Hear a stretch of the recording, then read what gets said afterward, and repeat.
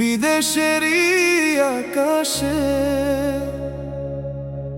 মা বাবার সেই মুখটা শুধু ভাসে চোখের পাশে।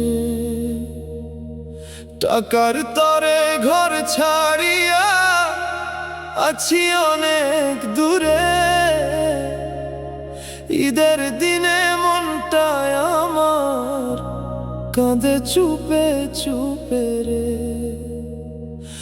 মায়ের হাতের সেমাই গন্ধ পাই না এই শহরে, বাবার সাথে ঈদের নামাজ মিস করি অন্তরে।